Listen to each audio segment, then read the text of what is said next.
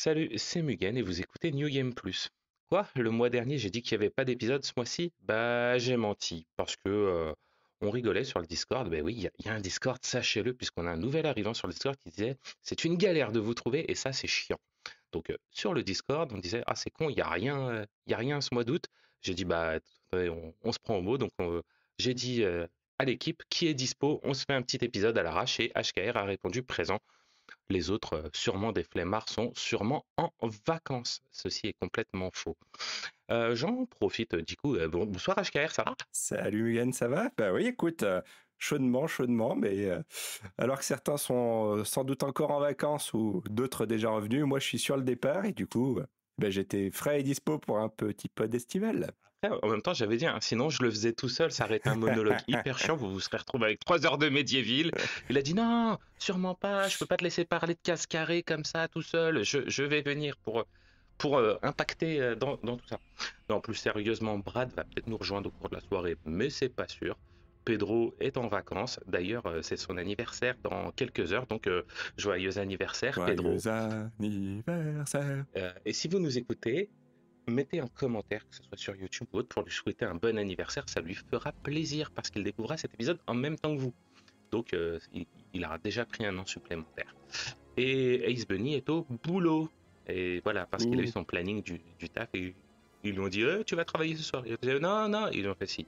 Du coup, il nous abandonne lâchement pour le capitalisme. Non mais il faut que les jeunes ils travaillent pour payer ma retraite. Apparemment, faut manger et payer les factures.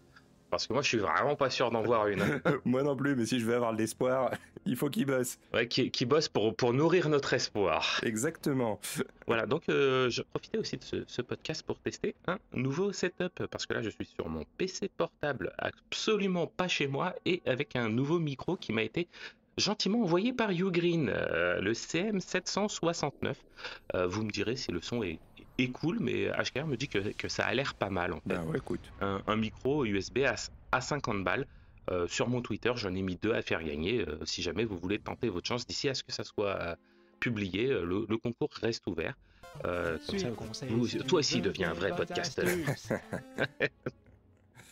Tu pourras peut-être même te faire inviter, qui sait? Ouais, faut avoir des choses intéressantes à dire, Exactement. hein. Et en revanche, on n'a plus de place pour ceux qui aiment la 64, il y en a déjà trop. Je suis désolé, là, il faut des forces vives côté Sony. Donc ramenez-moi des gens qui aiment Sony et après on discute.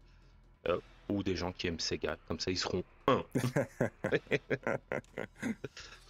Le pourquoi du podcast? Alors ça va être un mini-cast, hein. On a prévu de faire un truc sur 1 heure 30 max, hein, c'est ça HKR? Ouais, c'est ça. Voilà, pour le pourquoi du podcast? Ah bah, en fait, je voulais profiter de ce podcast pour vous annoncer les nouveautés de la saison 4, histoire de ne pas manger une demi-heure sur le premier épisode de la saison 4, à vous dire ce qui va se passer. Donc là, si le mois dernier c'était la clôture, là C'est c'est l'after show. l'ouverture. Donc c'est la C'est la pré-ouverture, c'est préouverture. la prouverture. Voilà, précommande ton podcast chez New Game Plus, une édition collector offerte. Exactement. Tu peux toujours aller sur le Patreon qui n'existe pas. Bah oui, vous avez tout dépensé pour acheter des micros Ugreen. Ah non, c'est faux. Je sais pas ce qui arrivera d'abord, la première sponsor du podcast ou le Patreon. Je sais pas, pour le moment c'est pas prévu ni l'un ni l'autre, hein. On verra bien. Mais il y a plein de choses chouettes prévues pour cette C'est- saison 4. Et voilà, bah commençons. Déjà, vous avez pu voir le mois dernier le nouveau challenger, Brad. Et du coup, on s'est dit, à 5, ça va être chiant de faire des jokers, parce que si on est 5 à chacun imposer un épisode aux autres, bah, la moitié des épisodes de l'année, ça sera du joker. Et du coup, je me suis creusé la tête pendant au moins 10 minutes, ou peut-être 15 même. Et j'ai dit, bon, on va doubler le nombre d'épisodes. Nani? Et là, tout de suite, je vous entends sauter derrière vos oreilles. Quoi? Pardon? 2 fois plus de... Non, on se calme. Il n'y en aura pas 2 fois plus comme vous aimez. Vous aimerez aussi le nouveau format, parce que c'est un nouveau format. Ça sera des formats duo, qui seront plus courts. On va essayer de les cadrer sur 1 h 30 max. Et du coup, tout au long de l'année, vous entendrez des duos parmi nous 5 sur des sujets libres. Par exemple, avec HKR, je spoil, on fera un duo sur Persona 5.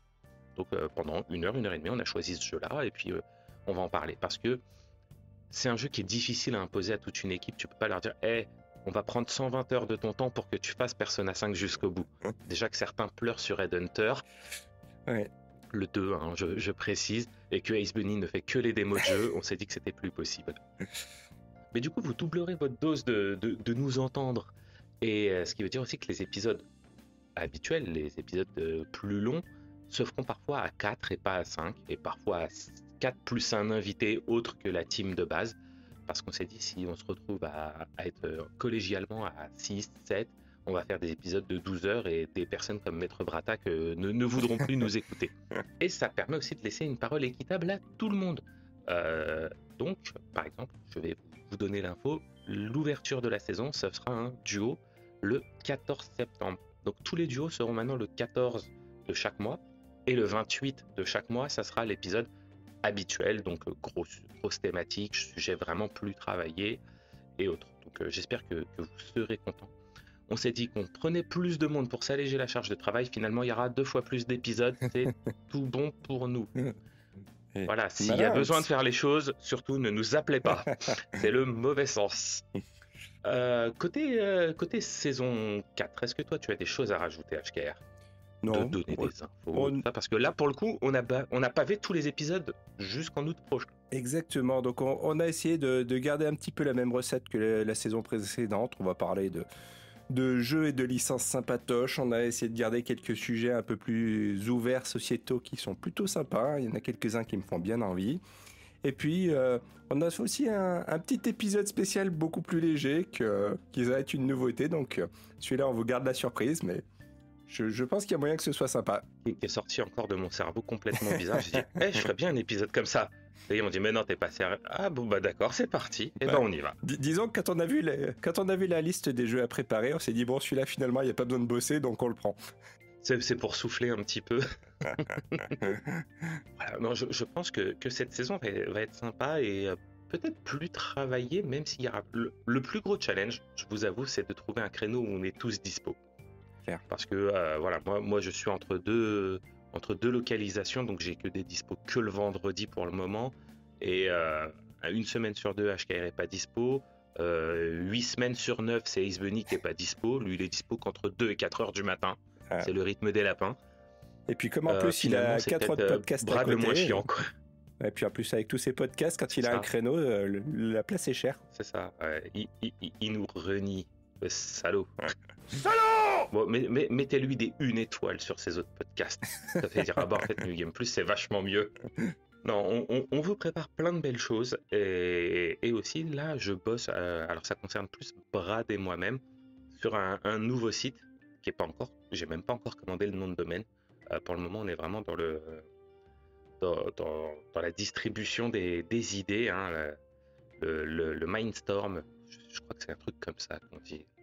Ouais, bref, on se balance les idées, on met plein de choses au clair pour faire un nouveau site tout beau, tout propre, qui sera vachement cool. Ça devrait arriver au cours de l'année. On avait dit qu'on levait le pied, finalement, on s'est rajouté 2 fois plus de taf, mais c'est la passion qui parle.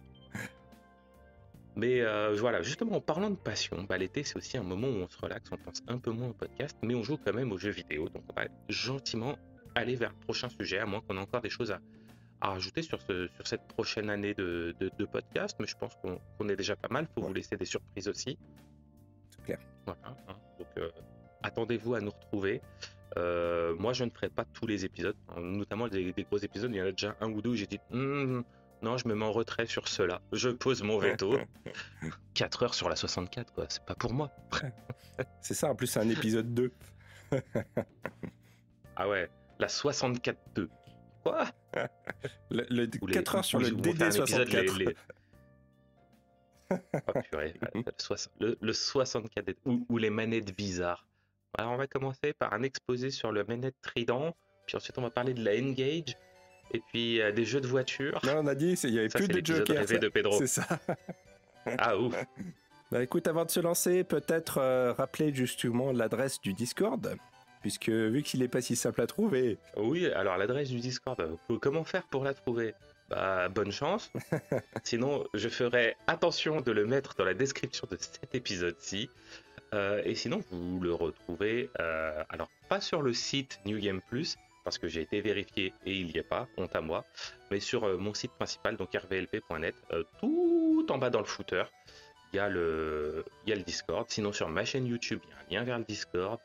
Bref, il y a quand même des gens qui arrivent à le trouver quand ils sont motivés, mais je vais faire en sorte que maintenant il soit dans la description, ça sera plus pratique. Comme ça, plus d'excuses. C'est ça. Et venez, on est bien là. On se lance des vannes, parfois drôles. Parfois. Parfois un peu moins. À quoi t'as joué HKR, toi, pendant cet été? Alors, comme tu l'as déjà lancé, je me suis mis à Persona 5 Royal, donc du coup, ça fait déjà quelques temps, j'en avais déjà parlé la dernière fois et je continue pour être prêt pour le pod. Ce qui m'occupe, mine de rien, pas mal. Mais j'ai quand même trouvé le temps de faire des petits jeux plus pour le plaisir. J'ai fini très récemment Doom 3 dans sa Big Fucking Gun édition. Donc, un Doom que j'avais mis de côté, alors que bizarrement, je l'avais eu dès le... j'avais acheté la 360 avec, et j'avais pas franchement accroché à l'époque. Peut-être parce que plus recherche de monde ouvert, moins de linéaire. Enfin, je sais pas, voilà, pas vraiment aimé. Puis c'est un petit peu le mal aimé des Doom, hein, il faut se le dire. Puis finalement... Ouais. On a tous nos phases, quoi. Un jeu qui peut ne pas te plaire au premier truc et tu reviens dessus et finalement, ouais, c'est pas si mal, quoi. Ouais, mais c'est ça. Et je pense que là, du coup, j'ai tellement bouffé de monde ouvert jusqu'à saturation que des couloirs, finalement, ça me va bien. Donc voilà, là, bien apprécié. Ambiance horrifique réussie. Le côté lumière bien réussi aussi. Si jamais ça vous intéresse, pour info, une des critiques qui avait été faite sur le Doom 3 à l'origine, c'est que il y a tout un tas de jeux de lumière qui sont très réussis dessus, mais tu ne pouvais pas utiliser ton arme quand tu utilisais ta lampe torche, ce qui est un petit peu casse-bonbon pour un Doom. Et dans la BFG édition, ils ont corrigé ça, donc moi je le savais pas et c'est passé crème, donc ça c'est très bien. Voilà. Donc On est inspiré d'Alan Wake. c'est ça. Mais voilà. Donc un jeu qui est très linéaire, clairement, qui joue beaucoup sur le jumpscare, et ce qui est parfois un petit peu chiant parce que les ennemis apparaissant dans des incantations démoniaques, ils peuvent arriver derrière toi et c'est un petit peu chiant quand c'est le 25e de suite. Mais sinon, voilà, un moment sympathique. Et puis Doom, c'est toujours sympa. Voilà. Il n'y a pas besoin de réfléchir et de tirer, et ça fait du bien, ça permet de défouler. Exactement. On va alterner. Ouais. Moi, j'ai commencé Clair Obscur Expédition 33. J'ai jamais entendu parler. Ouais, alors, moi, je suis quelqu'un, en fait, dès qu'il y a un jeu qui est trop hypé, je m'en tiens très, très, très, très éloigné. Mais là, j'ai réussi à accrocher le wagon avant que ça soit too much. J'aime beaucoup. Honnêtement, j'aime beaucoup. Il y a eu une grosse hype en disant, ah, c'est le jeu de l'année, c'est merveilleux, machin. Ensuite, il y a les détracteurs qui font des vidéos pour dire, oh là là, non, pas du tout, machin. Donc, on a les deux camps, chacun à l'extrême. Moi, j'aime beaucoup. Pour moi, c'est pas le jeu de l'année. Il va être bien placé, mais voilà, un RPG avec des thématiques plus matures. Il a un potentiel de spoilabilité très fort. Donc je pèse chacun de mes mots avant de parler. Parce que si je vous dis qu'à la fin Harry Potter il meurt, voilà, non. ça sert plus à rien de faire le jeu, quoi. Non, le jeu est très cool, un action RPG avec une grosse inspiration Persona. Le jeu tourne bien sur mon PC. Il est pas trop cher. Je pense que pour le coup je l'ai pas du tout fini, mais c'est une bonne quarantaine d'heures pour le faire. C'est plutôt très, très sympa, fait par des Français. On peut voir dès le tout début une tour Eiffel toute cabossée. On fait oh non, c'est la France. Le jeu est très sympa. Le plot, c'est que chaque année, on a la peintresse qui descend, qui fait une décrémentation des nombres, qui commence à 100, puis 99, 98, machin. Et chaque année, les personnes qui ont l'âge qui est dessiné meurent. Enfin, ils sont effacés. Donc, quand c'était l'expédition 50, les gens de 50 ans a pu. Du coup, avant de mourir, ils disent bon bah on y va. Enfin ceux de 49 ans y vont en disant faut vite qu'on la défonce parce que l'année prochaine c'est notre tour. Et là vous arrivez, vous partez pour l'expédition 33. Donc vous avez déjà des persos qui sont plus matures, ça change des RPG où on incarne des lycéens euh, qui, qui ne veulent pas rater leur cours d'SVT le jour et la nuit vont affronter Dieu. Euh, Au ça, hasard. ça change, voilà, au hasard, c'est parce qu'on parlait de Persona, hein. Ça change, c'est rafraîchissant. Il y a une bonne base pour faire des dérivés et des suites. Faut voir ce que la boîte va en faire. En tout cas, belle surprise pour ma part. Je te rends la main, HKR. Alors de quoi je vais vous parler maintenant parce que je vais essayer de ne pas vous spoiler, puisqu'il y a pas mal de jeux qui sont en cours pour la préparation du pod. J'ai eu une envie de Saturne. Voilà, oui, ça m'arrive des fois comme ça.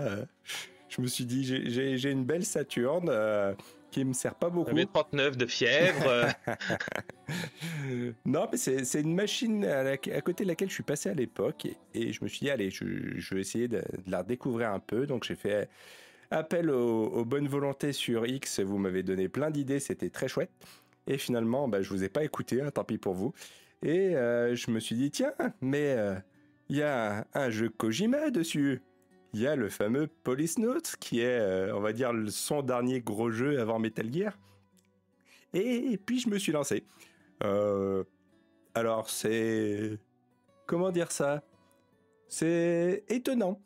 On est un croisement entre du film interactif, du point and click, du visual novel, le tout à la sauce Kojima, mais vraiment très Kojima, quoi. C'est-à-dire que tout à l'heure, Pascal...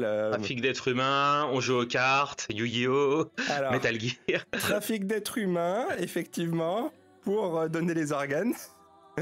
Non, mais je vais vous faire un petit peu le pitch, parce que c'est, voilà, comme pour les jeux Kojima, c'est souvent l'histoire qui est intéressante.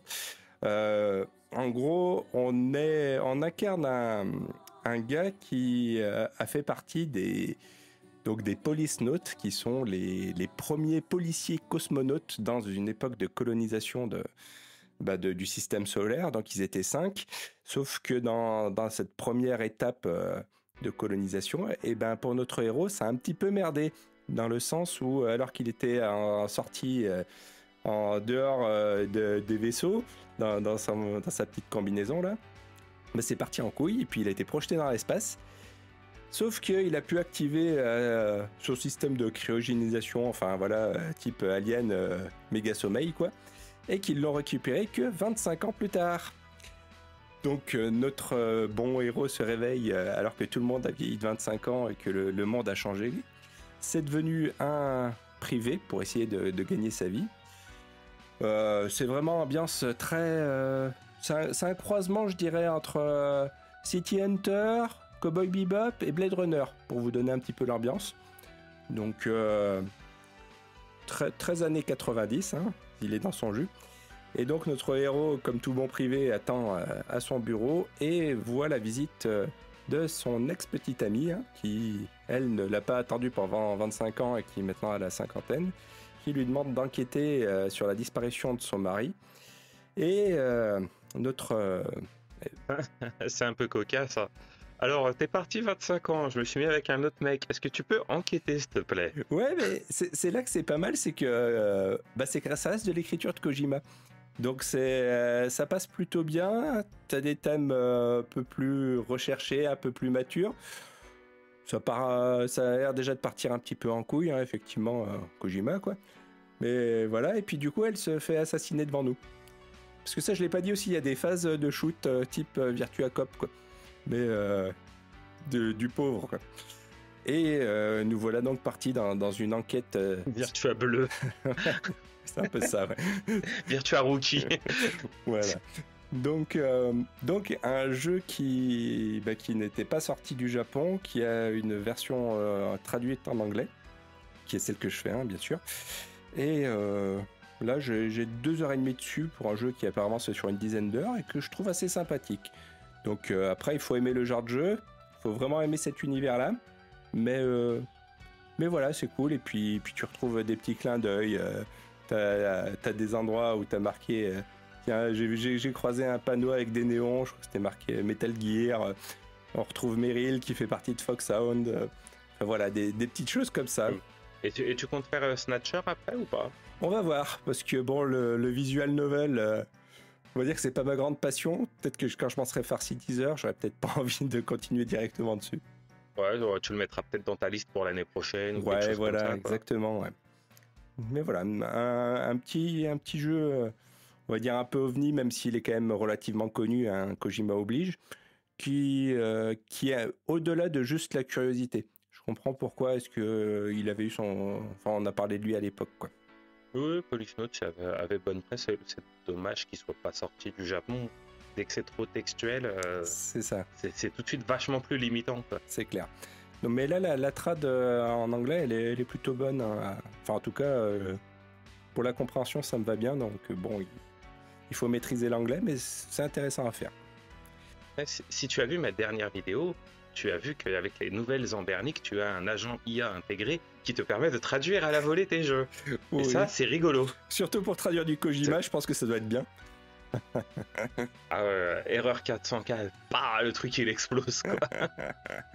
Non, c'est quand même sympa qu'il y ait des fan trad qui existent. Et puis bon, l'anglais reste accessible. Ouais. C'est pas trop compliqué, heureusement. C'est ça. À mon tour, moi je me suis lancé et que je vous spoil pas non plus, l'épisode du 14 septembre. Je me suis lancé sur... Putain, j'allais spoiler celui d'après. Merde. Ah ouais, hein. Je suis sur trois jeux, et ces 3 jeux, c'est 2 duos que je dois faire. Je me suis lancé sur Chronicle of the Wolf. D'ailleurs, il faut que j'en sorte le test écrit, puisque je l'ai eu via Keymailer. Vous prenez Castlevania, sauf que c'est en France encore. Putain, c'est très patriotique ce podcast. Parce que là, c'est autour de la bête du Gévaudan. Voilà, c'est un Castlevania, mais sauf que le chassé Dracula, bah, c'est la bête du Gévaudan. Le jeu se finit en une dizaine d'heures, il coûte pas très cher. Si vous êtes en manque de Castlevania-like GBA, vous pouvez y aller. C'est très très cool. Traduit en français, en revanche, aucune option graphique ou autre, hein, mais après, j'imagine que ça tourne sur n'importe quelle brouette ou PC portable, hein, comme vous voulez. Pas besoin d'une RTX 5090. C'est plutôt sympa. J'essaye de pas trop spoiler puisque le test écrit arrive. Il y a de l'action, la BO est cool. Ouais, voilà. Si vous avez envie d'un petit jeu d'action, pas trop prise de tête, qui se finit assez rapidement, c'est ce dont je suis friand généralement je me lance un gros jeu, donc là Expédition 33, et du jeu indé autour, et j'essaye d'en faire un, puis je passe au suivant, puis je passe au suivant. Alors j'ai un collègue notamment là en ce moment, lui il est sur 7 gros jeux à la fois, je ne sais pas comment il fait. Ouais. Moi c'est un triple A de salon et des petits 1 ou 2 indés en même temps. Sinon mon cerveau il explose. C'est-à-dire moi je pourrais pas rester 3 semaines à faire, je sais pas, à jouer à Silent Hill, puis après le lâcher encore pendant un mois pour passer sur Red Dead 2 et revenir ensuite sur Silent Hill. Déjà au bout de 3 jours j'ai tout oublié. C'est ça, tu sais plus où t'es après, tu sais plus ce que tu dois faire, ce que tu fous là. C'est hyper frustrant, je trouve. Pourquoi Snake il utilise pas sa persona en capturant Pikachu? Non, mais tu te retrouves dans des trucs où tu sais plus où tu vas, et les scénarios après deviennent décousus dans ma tête, et c'est moins sympa. Est-ce que tu as joué à d'autres choses? Oui, j'ai encore d'autres choses. Je vais rester. Cet homme a beaucoup trop de temps libre. Non, j'ai beaucoup trop de jeux en parallèle surtout. Alors, je vais rester sur de la production française avec un jeu Microïd. Oui. Je suis en train de faire avec Madame le remake de La Merzone. Donc. Ah oui, bah je t'ai pas vu en parler sur le Discord et je l'ai vu sortir, j'ai dit bah tiens, c'est bizarre. Non, mais écoute. Qu'est-ce que t'en penses alors? Je l'ai lancé il y a pas si longtemps là. Alors il faut savoir que moi j'adore l'œuvre de Benoît Soquel, que donc c'est son premier jeu avec Microïd. Je sais pas s'il en avait fait avant. Après il a fait les Siberia, allez-y, c'est que du bon. Et La Merzone, j'étais, je pense, un peu jeune à l'époque et j'ai souvenir d'avoir fait juste la démo. Et je me suis dit, c'est l'occasion de le découvrir. Et c'est plutôt plaisant. C'est toujours aussi chouette de retrouver l'univers créé par Benoît Soquel, qui est vraiment... c'est vraiment une invitation au voyage. Donc c'est vraiment ce côté-là, c'est ce côté, on va dire Indiana Jones, mais sans le côté grande aventure, plutôt le côté découverte de jungle, exploration, ce côté-là dans un univers un peu fantasmé. Et là, ça marche bien, le jeu est plutôt beau, il est bien rendu, il était solide à la base, donc c'est toujours bien. Le seul petit point moi que je noterais, alors c'est autant ces jeux point and click à l'époque, ils étaient terriblement durs, autant avec tout ce qui est quality of life qui a été rajouté, aujourd'hui c'est terriblement facile. Dans le sens où là on a fait les deux, alors je sais pas combien il y a d'étapes en fait, si ça fonctionne souvent comme ça, on est dans un endroit, on explore, on résout toutes les énigmes, etc. et on passe à l'étape suivante. Là on vient de finir la deuxième et pas une fois on s'est retrouvé bloqué plus de 2 minutes à se dire comment on fait quoi. Les seuls moments où on était bloqué c'est parce qu'on n'avait pas trouvé l'objet donc d'un côté c'est bien parce que ça ouvre à un plus grand public, mais de l'autre c'est quand même un petit peu ça perd quand même un petit peu de son charme, on va dire, de plus avoir besoin de réfléchir. Donc une belle aventure. Et si les mots des énigmes sont surlignés, qui brillent, et que dès que tu arrives à côté de l'objet, il se met à tenter pour dire c'est ici que tu dois l'utiliser, ça rend la chose un peu plus simple. Alors si tu veux, c'est quand tu te déplaces, tu es donc dans des endroits fixes et tu tournes autour de toi-même pour voir le décor à 360, et tu as une touche que tu peux appuyer qui va faire apparaître un point sur les objets que tu peux manœuvrer ou que tu peux récupérer.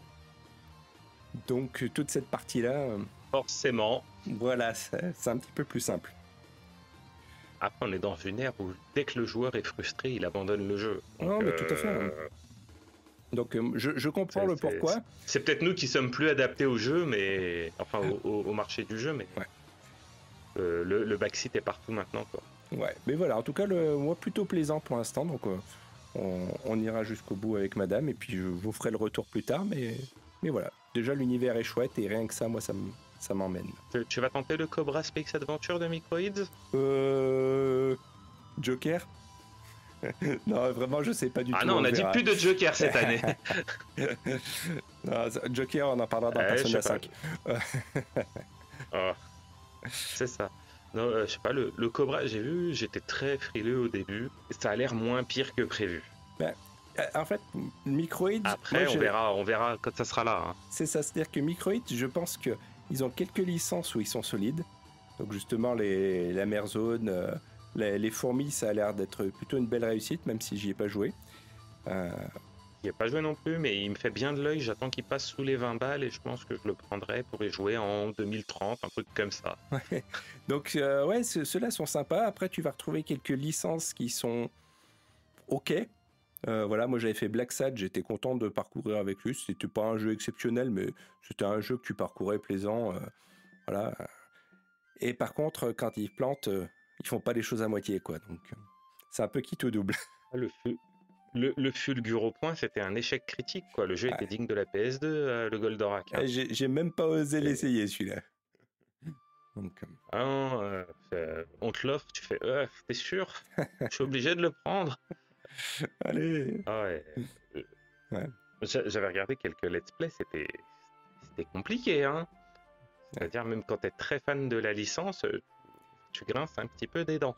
Ouais. Après, moi, tu sais, j'ai encore l'habitude de jouer sur PS2, alors ça me gêne pas trop les graphismes, mais même là, ça avait l'air quand même pauvre. Ouais. Alors, moi, les graphismes me gênent pas quand c'est en adéquation avec son époque. On est mi-2025, on est capable de sortir des jeux qui soient extrêmement beaux, même sur des vieilles licences comme ça. On aurait pu faire un cel shading magnifique, quoi. C'est vrai.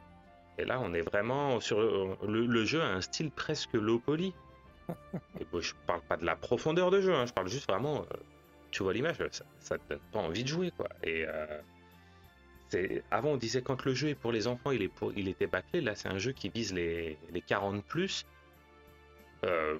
C'est compliqué, hein. Ouais. Non, mais c'est sûr. Enfin, si vous l'avez acheté, vous avez le droit, hein, vous avez le droit d'aimer, mais bon courage, quoi. Voilà. Et du coup, il y aura le remake, enfin, ou le remaster, plutôt remaster de Siberia, qui est aussi annoncé chez Microids.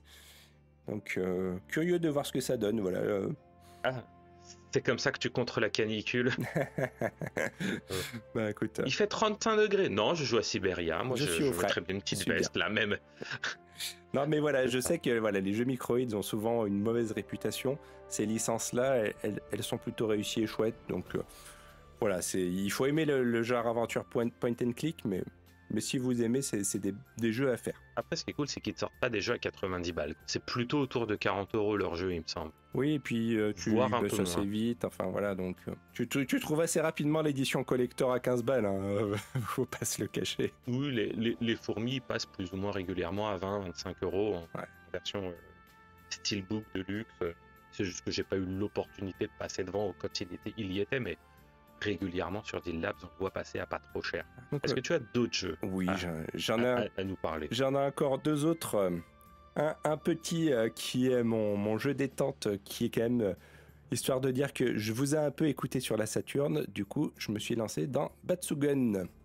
Donc, un bon shmup des familles, bien classique sur la forme. Hein, mais voilà, rien au niveau des spécificités. Alors, il y a juste que tu montes de niveau. Il y a trois, je crois. Enfin, pour l'instant, de ce que j'ai pu réussir à faire, je suis monté jusqu'au niveau 3. Je sais pas s'il y en a plus ou pas. Mais qui te font monter en puissance en plus des power-up et des bombes. C'est un jeu qui est pas forcément encore au niveau des manning shooters. Mais toi, quand tu tires, t'en mets bien plein l'écran quand t'es bien boosté, donc ça pète dans tous les sens, c'est beau, c'est sympa. Voilà, c'est du shmup Saturn, quoi. Et on sort pas la phrase de son contexte. Hein. Quand tu tires, t'en mets plein l'écran, c'est dégueulasse, monsieur. Voilà, bah écoute, c'est la Saturn. Hein, C'est la Saturn. Saturn porte le mode. voilà. Non, je connais pas du tout le jeu. Hein. Moi, la Saturn, je suis Bah ouais, écoute, malheureusement, ou heureusement, hein, je suis resté très très loin de ça, ayant choisi le camp du bien pour ma part. J'ai pris la console où il y avait Medieval, bah voilà, écoute. Hein. qui a failli être sur Saturn, hein, si vous avez écouté le podcast. Sinon, retournez l'écouter et que ça saute. Voilà, c'est Voilà, ça. Et mettez un pouce bleu. évidemment. Voilà, et puis j'en ai un petit dernier. Alors, je sais pas quand notre épisode sortira, mais c'est le jeu dont Bah, dans quelques jours, hein, il sort voilà. le 15, Donc, bah écoute, demain j'emmène le PC au boulot faire le montage. donc s'il sort le 15, donc c'est en avant-première, le thème de ma prochaine vidéo qui sortira donc dans quelques jours et qui est en partenariat avec la Rétro Gamerie, puisqu'on va vous faire gagner un exemplaire du jeu. Donc merci à eux. Et ce sera Bully, le jeu de Rockstar qui se passe Alors, au collège. c'est Bully ou Canis Canet Médite? Alors, moi j'ai fait... Dis-nous tout. j'ai T'as fait tes devoirs. j'ai fait Bully dans la Scholarship Edition sur Wii. C'est la version que j'ai. La version à gagner, si je dis pas de bêtises, c'est Canis Canem Edit, puisque c'est la version PS2 de base. Voilà. Puisqu'il s'agit du même jeu. Pourquoi deux noms du même jeu? C'est n'importe Alors, quoi. pourquoi je vais te dire ça tout simplement. C'est que à l'époque... Oh, l'exclu! Ouais, à l'époque, Rockstar, bah, c'était GTA San Andreas, c'était Manhunt. Donc autant dire que c'était un petit peu dans le collimateur de toute la société bien pensante. Et quand tu as un jeu qui débarque et qui s'appelle Bully, ce qui signifie tout simplement harceler, hein, ils se sont dit que ça allait peut-être pas très bien passer. Donc ils ont cherché un autre nom, histoire de faciliter la sortie. Et du coup, ils sont partis sur Canis Canem Edit. Alors pourquoi J'imagine que ça fait cool. Révisez votre latin et puis vous comprendrez. Voilà. Ah, et surtout, j'étais en train de me dire que Manhunt est sorti sur Wii aussi. Je sais pas s'il est Ah sorti. non, je sur- confonds, Ouais. je confonds avec Mad World. Ah oui, Mad Je World. confonds Ouais. avec Mad Ouais. World, pardon. Non, c'était tout, Ouais, tout sur parce que je dis PS2, je la crois. Wii avait... Ouais. Ouais. Donc voilà. Et pour gagner, il faudra dire slip demain en commentaire. Comme toujours. Non mais voilà, C'est ça. c'est un Bah, jeu très chouette ce Bully. Et du coup, bah, je l'avais relancé, j'en avais fait une bonne partie en préparation de la vidéo. Et j'y retourne, voilà, je me dis que je vais le refaire jusqu'au bout, je pense. Donc, petite mission par petite mission, ça passe bien. Moi, j'y avais joué un petit peu à l'époque. Il était cool. J'avais pas fini, mais oui, j'en garde un souvenir OK+, quoi. Disons qu'aujourd'hui, son intérêt, moi, ce que je trouve, c'est que on est sur un open world qui est de taille humaine. À l'époque, aujourd'hui, où on se tape des open world qui sont gigantesques et plein de trucs chiants à faire, lui est plus petit et du coup, il semble plus vivant et il y a quand même le côté humour second degré qu'on retrouve dedans qui le rend assez attachant et qui fait qu'il a encore sa place aujourd'hui parce qu'on n'en voit pas tant que ça finalement, quoi. Non, un open world dans une école, t'as le jeu Harry Potter. Ouais, mais justement. Pas sûr que tu puisses faire les mêmes choses. C'est ça. Donc voilà. C'est une belle alternative qui m'a. Le Hogwarts Legacy, je l'ai toujours pas lancé parce que voilà. Typiquement, c'est le genre de jeu là aussi où il y a eu une grosse hype où je m'en suis tenu loin et malgré tout, ben, ça a toujours pas réussi à me donner envie. Ah ouais, j'ai fait le début, le jeu m'est tombé des mains parce que j'aime beaucoup l'univers Harry Potter, hein. J'ai lu tous les livres et tout ça. T'es un petit peu enchanté, monde merveilleux, quelques heures, et puis après c'est Assassin's Creed à l'école des sorciers. Bah, c'est la même chose en boucle. Ouais. Bah. C'est la même chose en boucle. Et je vais faire ça longtemps dans le montage, je vais vous avoir en boucle. Comme ça, vous comprendrez comment c'est chiant. Donc voilà. Ben, et puis Pedro qui l'a fait a dit la même chose. Hein. Ouais, Pedro, c'est un peu le ressenti que j'ai vu. Ouais. Le jeu écoule 10 heures et puis après, bon, bah, ça te saoule parce que c'est tout le temps la même chose. Voilà. Et Bully qui a un des méchants les plus cool de l'univers, qui est vraiment avec des phrases, des punchlines, je m'en souvenais pas du tout, mais en le refaisant, je me suis quand même bien marré. Donc voilà, si je fais ma petite pub, donc d'ici quelques jours, il y aura la sortie de la vidéo si vous le connaissez pas. Et puis si vous l'avez fait, ben. Mais ça vous empêche pas d'aller voir la vidéo. Non, bien sûr. Parce que c'est important de soutenir vos créateurs. Parce que sinon, ils créeront plus. Et non. Et ils seront tristes. Puisqu'on parle vidéo, bah oui. Et puis ça tue les ours. Comme la canicule. Ah, les références de vieux. Ouais. Oui aussi. Puisqu'on parle vidéo, moi je suis à la bourre grave. Je dois sortir la vidéo sur le pad de 8BitDo Ultimate 2. Oui, j'en parlais déjà lors du dernier podcast, mais il y a eu les vacances. Hein, on se calme. Hein. Qui m'a été envoyé par Just for Game le shop, que j'ai martyrisé sur Expedition 33 et la manette ne bouge pas d'un poil, alors que je pense que si c'était un pad Xbox, il aurait sérieusement drifté vu tout ce que je lui ai mis dans la tronche. Il va y avoir ensuite le test de la RG Slide qui arrive très vite, mais pourquoi tant d'avalanches de vidéos? Parce que tant qu'elles sortent pas, les partenaires m'envoient pas d'autres consoles, et moi j'aime bien remplir mes étagères de consoles. Non, plus sérieusement, j'ai deux autres consoles qui viennent de passer la douane, dont une qui m'attire très beaucoup, la Retroid Pocket classique. Donc vous prenez une Game Boy Color, vous lui mettez un écran OLED, assez de puissance pour jouer jusqu'à la GameCube, même si ça m'intéresse pas. La console m'intéresse, hein, mais pas sur un form factor de Game Boy qui est là en fait pour être la Game Boy Color ultime. Donc je ferai ma review, puis je pense que derrière je ferai comme pour la GBA si vous vous souvenez. Un petit tuto pour vous faire une console Android qui démarre sur la Game Boy Color. Vous ne verrez même plus l'interface Android, juste pour en faire la Game Boy Ultime à moins de 200 balles, quoi. Ça peut être très très bien, je pense. Et je vais recevoir aussi la Magic X040, putain quel nom à la con. Une console avec un écran rectangle mais orienté vers le haut, qui est dédié Nintendo DS, même si vous pouvez jouer à autre chose. C'est pour faire du tâté? Pour faire du tâté et de la DS. Et en fait, c'est pile poil le format pour jouer à la Nintendo DS. Comme vous prenez une 2DS, et ben c'est une 2DS à 60 balles, quoi. Ouais. Sauf que vous pouvez jouer à ce que vous voulez dessus, jusqu'à la PS1, peut-être un petit peu de Dreamcast.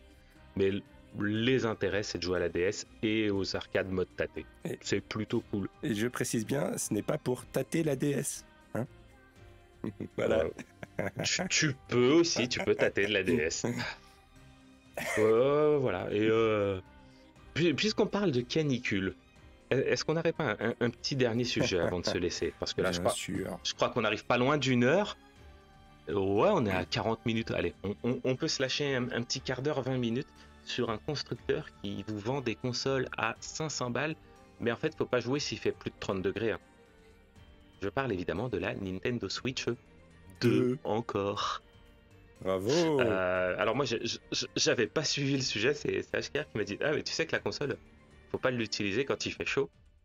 Je fais, pardon, tu peux m'en dire plus? Donc je vais lui laisser la main pour en parler. Mais j'ai trouvé ça assez lamentable. Non, mais écoute, c'est ça. C'est-à-dire que Nintendo apparemment a communiqué pour déconseiller fortement de jouer à la Nintendo Switch 2 dans les périodes de forte chaleur, car la machine ne serait pas forcément faite pour fonctionner au-delà des 35 degrés.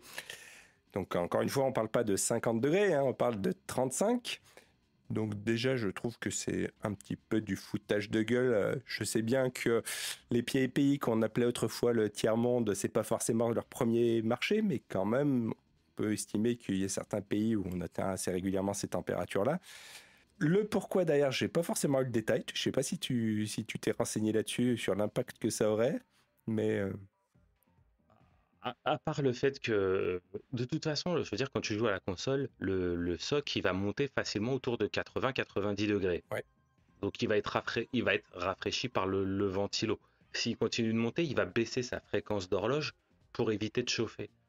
Donc, mis à part le fait qu'il va être moins performant, et c'est déjà pas une foot de guerre, mais il va l'être encore moins. Donc, vous allez avoir des freezes, voire des crashs de jeu parce que le CPU va se désynchro et ça risque de planter. Euh, Dans ce cas-là, mettez à jour votre firmware et boostez un petit peu la vitesse de rotation du ventilo si possible. Parce qu'en fait, si vous n'avez pas prévu qu'on puisse jouer s'il y a une température ambiante à plus de 35 degrés, les gars, c'est chaud, quoi. Après, c'est qu'on va. Enfin, non, c'est pas si chaud que ça, mais Mais après, on va voir que c'est finalement comme la Switch 1. Quand tu dépasses les 35 degrés, tu joues à Pokémon dans les mêmes conditions. elle downgrade, elle dévolue. Non, non, mais je trouve ça assez affolant. Je veux dire, la console est tout embarquée. Non, mais s'il fait plus de 35, on vous déconseille. Dans ce cas-là, qui disent non, mais il fait 35 degrés, va jouer au ballon plutôt qu'à la console. À la limite, ça serait plus drôle. Mais là, en mode ouais, on vous déconseille pour des raisons de sécurité, de hardware. Je trouve ça limite, quoi. Puis 35, ça serait 45 degrés. C'est ça. Je pourrais dire, ouais, c'est vrai que c'est compliqué. Mais 35, je veux dire, là, je suis à Nantes, hier, il faisait 37, quoi. Donc, Mais heureusement que t'as pas de Switch 2. ça arrivait régulier. Ouais, heureusement, hein. Non, mais, et truc de ouf, j'allume ma PS5 même quand il fait 37. Moi, je suis un rebelle, hein. Un dingue. J'ai peur de rien. Je suis un déglingo. J'allume mon PC Alienware aussi. Et il ne m'affiche pas de message en mode, ouh, t'es un ouf, toi, hein. Tu sais qu'il fait au moins 35 degrés, là. Mais, Et comme ça veut dire si t'habites proche de l'équateur, t'es privé de Switch? Et comme t'as allumé ton PC et ta PS5, ben maintenant dans la pièce il fait 45. Voilà, donc encore moins de Switch possible. Ouais, je trouve ça un peu chou. Donc encore un move que je comprends pas de Nintendo, quoi. C'est-à-dire que j'arrive pas à comprendre leur logique de sortie de cette machine, quoi. Certes, elle fait des bons chiffres de vente. Il y a plein de Mario Kart World qui se vendent. Mais au-delà de ça... Elle a fait des bons chiffres. Elle a fait un beau lancement. Elle a fait un très beau lancement. Meilleur que ce que je pensais. Mais depuis, on a eu zéro communication parce que je pense que il y a plus rien. Les ventes ont dû stagner. Et puis, comme je disais, soit tu es très intéressé par la machine et peu importe quand elle sortait, au prix qu'elle sortait, tu l'achetais. Soit tu n'avais pas 500 balles à mettre en juin, juste avant de partir en vacances pour l'acheter. Après, c'est septembre, il faut payer ta rentrée scolaire. Et après, tu as les impôts qui font leur rattrapage. Donc, la prochaine fenêtre de vente, c'est Noël, quoi.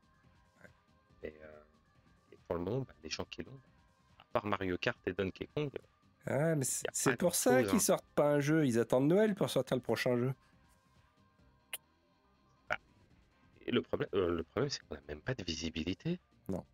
Je veux dire, c'est quoi le prochain gros titre sur Switch 2? Pokémon ZA, Metroid Prime 4, c'est des jeux mais c'est des jeux cross-gen, quoi, qui seront aussi sur Switch 1. Ouais. Cette console me laisse perplexe. Mais elle laisse perplexe plein de gens, notamment sur les Game Keycard, au point que Nintendo a eux-mêmes proposé un sondage. Ah, cet art de la transition. C'est beau. Euh, ils ont proposé un sondage sur les Game Keycard. Et moi, j'aimerais bien ton avis, parce que je me suis déjà souvent exprimé sur ça, en disant, pour moi, les Game Keycard, c'est le pire des deux mondes. Parce que le démat, j'aime pas ça. Mais il y a des avantages. Tu embarques toute ta bibliothèque avec toi. Tu as pas de problème de perte de choses. T'as pas de problème d'effacement du média, comme on a pu voir sur les cartouches DS. La vraie limite, c'est quand le constructeur dit on ferme les vannes, il n'y a plus de store, merci, au revoir. Et maintenant, tu peux même prêter tes jeux virtuels. Où ils ont fait un truc où tu prêtes ta licence à un autre compte, toi tu peux plus l'utiliser pendant 15 jours, jusqu'à temps qu'ils te le rendent. Je trouve ça même plutôt cool. Les Game Keycard, ils ont donc tous ces avantages-là. Non, parce que le Game Keycard, c'est un seul jeu à la fois, et tu es obligé de l'insérer dans ta console. Mais sauf que c'est un jeu des maths. Donc même si tu le revends, le jour où il n'y a plus de serveur, bah t'as plus de jeu quand même. Je comprends pas, quoi. Alors, Et dire ouais, c'est pour que ça coûte moins cher aux devs, bah moi je les trouve pas vraiment moins chers les jeux. c'est ça. Alors, moi, si tu veux, là, je suis encore, on va dire, niveau console, je suis très physique. Et PC, bah, de toute façon, t'as plus le choix, donc complètement des maths. Hein, mais encore très attaché au format physique. Et sur le coup, ça, Game Keycard, oula, c'est quoi cette merde? Et en réfléchissant 5 minutes, bah, finalement, c'est juste l'aboutissement de la transition qui est en cours. Parce que aujourd'hui, quand tu regardes, quand tu achètes n'importe quel jeu aujourd'hui sur PS5, tu vas commencer par te taper une mise à jour de 15 Un patch gigas. Day One. Ouais. Exactement. Et alors, le jeu sera peut-être jouable sans cette mise à jour, mais tu auras une version incomplète, dégradée, pas finie, buggée.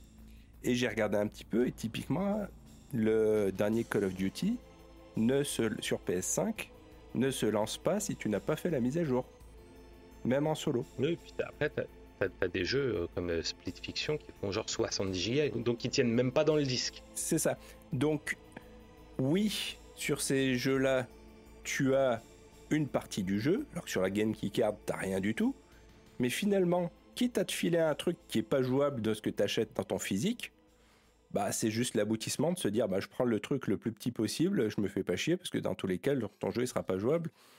Donc Oui, mais sauf que, alors, ça viendrait d'un autre constructeur, je pourrais dire ok, mais au contraire, chez Nintendo, je veux dire, c'est les seuls où tu as des jeux qui sont bons en V1.0. C'est-à-dire Metroid Prime Remaster, il n'y a pas de patch. Ouais. Et il n'y a pas de patch, il n'y a pas de bug. Advance Wars, il n'y a pas de patch, il n'y a pas de bug. Mario machin là, pareil. Je pense que c'est ça qui fâche, mais en même temps, c'est aussi ça qui fait que je pense que tout le monde est perdu sur cette Switch 2. C'est que finalement, ils se sont dit, balèque de l'historique Nintendo, aujourd'hui, on s'aligne comme tout le monde. On sort une console à 500 balles, on sort des trucs complètement full des maths derrière. Enfin, j'ai l'impression qu'ils se sont dit, on va récupérer une partie de ce qui marche chez les concurrents pour le foutre dans notre moule Nintendo, et ça fait un truc complètement foireux, quoi. Bah, l'autre problème que je vois avec ça, c'est au lieu de nous vendre des merdes en plastique qui sont du gâchis de ressources, hein, parce que tu peux rien en faire, pourquoi vous ne mettez pas juste une option pour revendre vos jeux des maths? Ça réglerait le problème. Alors évidemment qu'il ferait moins de ventes sur l'eShop, mais ou dans ce cas-là, je sais pas, j'ai acheté mon jeu random Nintendo à 60 balles sur l'eShop. J'y ai joué, j'en veux plus. Au lieu de le revendre, je dis que je veux le revendre. Sauf bon, vous l'enlevez de ma bibliothèque et Nintendo me recrédite, mettons, de 30% de sa valeur initiale en bon d'achat sur l'eShop. Ouais, Ça éviterait le coût du Game Keycard de faire tourner des stocks et tout ça. Et là, à la limite, je dirais, bon, bah voilà, là, ça serait un vrai move vers le consommateur et je pourrais entendre le fait, et il tuerait et l'occasion et le... putain, Nintendo, écoutez pas ça, je donne des bonnes idées là. ils tueraient et l'occasion, les game keycards, le physique, ils se débarrassaient. Et après, du coup, plus de physique, plus besoin de mettre des ports cartouches sur leur console. Voilà, et je veux dire, il y a eu des choses en mode Steam va permettre la revente de ces jeux d'occasion. Ça s'est pas fait en appel en Europe. Et ils ont dit non, non, c'est bon, vous achetez un droit d'utilisation et la Game Card, pour moi, c'est ça. Tu achètes un support de jeu, tu n'achètes plus un jeu. Je pense vraiment qu'ils se sont pris un shitstorm avec les codes in the box là, qu'ils faisaient sur la première Switch. L'idée derrière, c'était eux de se dire, bah, en fait, on a quand même un public un peu plus familial et c'est mamie qui va offrir le jeu aux gamins et qu'elle a besoin de donner quelque chose, donc il faut qu'on ait une boîte. Et ils se sont dit, bah, ok, bon, on va donner la boîte et plutôt qu'avoir une boîte avec un code, bah, il y aura une boîte et une cartouche et le gamin, il y verra pas. Ouais, bah dans ce cas-là, autant qu'ils te vendent un vous cher chez Micromania, quoi, pour le télécharger sur l'eShop. Ouais, mais encore une fois, je te dis, quand tu donnes à un gamin encore une fois, quand tu restes sur un public de gamins, pour l'anniversaire, tu vois, t'amènes le jeu, t'as la boîte, il a le bel emballage Nintendo avec son truc, c'est toujours plus sympa que d'avoir un bout de papier, tu vois.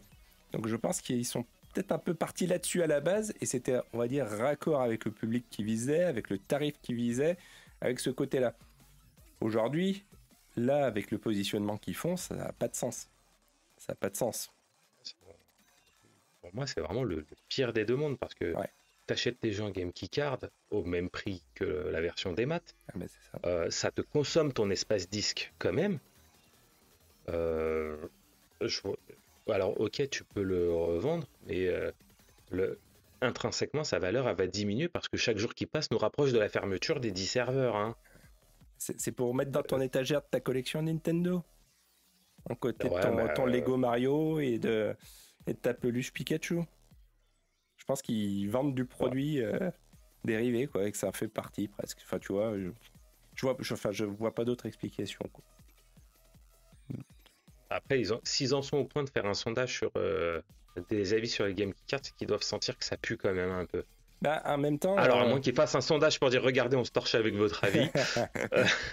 Non, mais en même temps, avec une console à 500 balles, là, t'es plus sur le mémé qui va offrir un jeu au gamin. Donc, celui qui se l'est payé, là, aujourd'hui, c'est le trentenaire, c'est le quadra qui aime bien Nintendo. Et ça, je comprends qu'il en veuille pas. Il est pas la cible, quoi. Et autant le gamin de 8 ans, il y verra que du feu, il comprendra rien, il mettra sa cartouche et il saura même pas que c'est téléchargé. Autant le public qui a acheté la Switch aujourd'hui, il est regardant là-dessus, quoi. Ouais, parce que regarde la génération Switch 1. Je veux dire, la Switch 1, tu pouvais même l'acheter en grossissant un peu le trait sur un coup de tête. Ouais. T'achetais une Switch Lite, c'était 150 balles. Je veux dire, t'avais des cartes cadeaux par ton CE ou je sais pas quoi, tu voulais faire plaisir aux gamins, t'achetais ça et c'était réglé.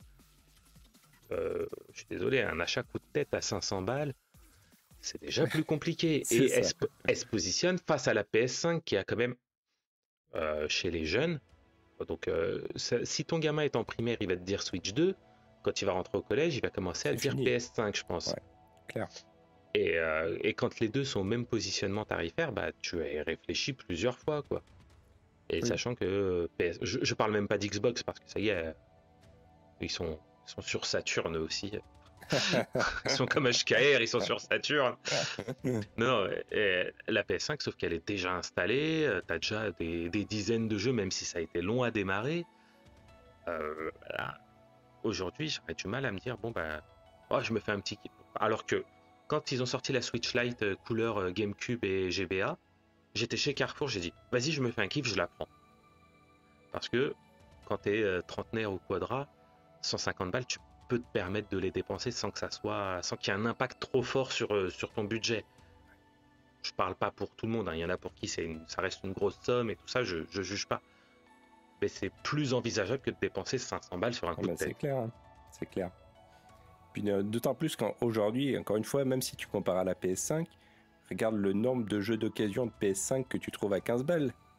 La Switch 2 aujourd'hui, ton jeu, d'ailleurs, faut encore rajouter 50 balles mini, quoi. Si tu veux une carte SD, il faut une carte SD Express, machin truc. Finalement, tout ton écosystème Switch 2, il te coûte une burne, quoi. Ouais. Alors, mais là, typiquement, là, l'exemple, moi je vois la Cyberpunk, tout le monde est content de pouvoir le jouer à un portable. bah, je suis désolé, mais moi sur la ROG, Cyberpunk, il tourne et je pense que il doit pas tourner. Il tourne peut-être même mieux que sur la Switch 2, quoi. Donc, Ah, mais clairement, il y a pas photo, hein. La version ROG ou Steam Deck est largement au-dessus que ce que peut cracher la Switch 2. même ce Parce côté qu'eux, dire, voilà. Ouais. ils ont dû compresser le tout pour que ça rentre sur une carte de 64 Go. Bah ouais, mais je veux dire, on en revient au truc où celui qui va acheter la Switch 2, il a très probablement un autre support de jeu. Un Aujourd'hui, PC, ouais. une, ou même une Xbox avec le Game Pass ou une PS5. Et Cyberpunk sera meilleur partout ailleurs. Et tous les jeux indés ou autres, bon bah ouais. Qu'est-ce qui reste à la Switch 2? Bah Mario Kart World. Finalement, le soufflet retombe où je vois de plus en plus de gens déçus. Je sais pas si tu remarques la même chose, mais souvent j'ai des trucs, ouais, bon bah j'ai mis 15 € au jeu, il commence à me lasser quoi. Ouais, bah, c'est ça. Moi, c'est en gros le retour, c'est Mario Kart, c'était cool. Et puis voilà, maintenant j'attends. Bon, ça s'arrête là. Voilà. Et il n'y a même pas YouTube sur la Switch 2 pour regarder nos vidéos quoi. Ouais, oui, hein, vraiment. C'est parce que Hein. YouTube tourne Tout se pas. perd. Ouais, bah, on a un peu dévié de la Game Key Card, hein, mais voilà, encore un move bizarre de Nintendo qu'on n'arrive pas trop à expliquer. Et c'est surtout, ça nous fait dire que bah, l'époque Iwata Les jeux vidéo, est c'était mieux bien avant. lointaine. En tout cas, c'est un Et vrai changement de philosophie de Nintendo, quoi, et j'ai du mal à voir leur nouvelle philosophie. Aujourd'hui, ça ressemble plus à un mélange de... J'ai pris ce que font les concurrents, je le mets dans Nintendo, même si ça ne va pas du tout avec, et puis ça va passer, quoi. c'est ça, là, on sent qu'ils sont là pour faire du pognon. Ah oui. Je dis pas qu'avant c'était la passion, hein. Mm. Ça reste une boîte privée. Ils sont là pour faire du fric. Mais là, c'est vraiment. Ils massacrent leur 40 ans d'historique sur l'autel du fric, quoi. Ouais. La comparaison que je faisais, moi, c'était avec Apple à un moment, où typiquement, c'était juste la marque qui faisait vendre, et ils en avaient finalement rien à foutre. Ils occupaient le terrain avec leurs produits, même s'ils étaient... voilà, et on leur mettait des critiques avec les faits que ce soit pas réparable, qu'il n'y ait pas d'évolution, etc. Ils n'en avaient rien à foutre. Sortait, et ça marchait, ça se vendait, ils se posaient pas de questions. Là, j'ai l'impression que c'est un peu l'optique de Nintendo, quoi. Ils savent que là, ils sont en position de force avec la Switch. La Switch 2, elle est attendue. Sur ce marché portable, enfin portable hybride aujourd'hui, des gros, il n'y a que, faut pas se le cacher, hein, même si on parle de Steam Deck ou de ROG, ça reste tellement anecdotique que finalement, il n'y a personne d'autre. Donc ils Bah, disent, balèque. à côté de la Switch, c'est marginal, hein, oui, bien sûr. C'est ça, donc position de force complète, on en sort une, de toute façon, ça va se vendre par palette, il n'y a que ça. Bah, je reviens sur mon truc où j'ai vraiment l'impression que, en fait, ils n'étaient pas prêts. Mm. Et qu'ils l'ont sorti parce que, en début d'année, là, il y avait eu des leaks au CES de Las Vegas, je crois que c'est ça, Ouais. où tu as eu l'équipementier qui avait ramené des maquettes et machin. Et les gars ont dit oui, oui, bah, c'est ok, on la sort. Et j'ai l'impression qu'en fait, ils avaient que Mario Kart qui était à peu près fini et Donkey Kong qui était sur la fin et qu'ils n'arrêtent pas craché sur on l'annonce cet été pour une sortie à Noël pour sortir un truc structurellement, un line-up plus costaud. Peut-être, ouais. Mais bon, en même temps, la Switch 1, elle est sortie il y a combien de temps? Et ils ont mis le temps à se 7 préparer ans, aussi, hein. presque 8. Ah bah, Ça fait au bout d'un moment, si peu, t'es sûr? ils ont. Ça doit faire 8 ans la Switch maintenant. Je sais pas. Le fact-checking en direct. Ouais, exactement. 2017. Bah écoute, ouais, bien vu. 2017. Tu vois, j'aurais 8 pensé ans. plus vieux. Ouais. Après, en termes de technologie, elle est sortie il y a 15 ans. Hein. Ah, mais c'est peut-être pour ça. Entre le ressenti et l'effectif, tu sais, c'est comme les températures. C'est ça, température réelle 37, ressenti 50. Bah, c'est pour ça que la Switch 2 a dit d'arrêter de jouer. Elle ressent 50. Ouais, ils avaient peut-être besoin de plus de temps. Ils n'ont pas été assez. Ils ont pas prévu leur coup assez tôt. Après, je sais pas, hein, je suis pas dans leur tête. Ils ont peut-être voulu essorer le succès de la Switch au maximum avant de Peut-être. sortir autre chose. On le saura pas. Et puis, c'est pas ce soir qu'on trouvera la réponse. Voilà. Comme Nintendo, on occupe le terrain podcastique du mois d'août. Voilà. Exactement, radio libre. Ce soir, bah, c'est exactement ça. Hein. Là, le conducteur fait 0 ligne. Hein. La préparation aussi. Non, on a joué à plein de jeux rien que pour vous. C'est ça. Mais écoutez, hein, moi je vais vous laisser tranquille. Hein. Ça fait 1 heure que vous nous entendez partir dans tous les sens. On revient le mois prochain. Donc moi on joue avec Brad sur quelque chose d'un peu plus préparé. Et dans 6 semaines pour le podcast Crash Bandicoot qui vous a été teasé il y a... Depuis le temps qu'on en parle. Depuis juin par Ace Bunny. Donc il arrive. On a déjà booké la date d'enregistrement. Et il sera là le 28 septembre. Écoutez, c'est tout pour moi. C'était un plaisir, HKR, de papoter avec toi pendant une petite heure. Plaisir partagé. Puis c'était l'occasion de se faire un petit point pendant l'été. C'est ça. Et de pouvoir dire bon anniversaire à Pedro. Dommage que Brad soit pas venu. Et bien fait pour ta gueule, Ace Bunny, d'aller au boulot. Voilà, bisous. Il y a bonne ambiance dans le podcast. Toujours. Et il a qu'à pas faire 50 podcasts. C'est de sa faute. Hein. Et il est capable de travailler. Hein. Oui, travailler, c'est surfait. Exactement. Tout ça pour acheter des Nintendo Switch 2 que tu peux pas jouer parce qu'il fait 37. Hein. Aucun intérêt. C'est ça. Allez, à la prochaine. Ciao. Salut.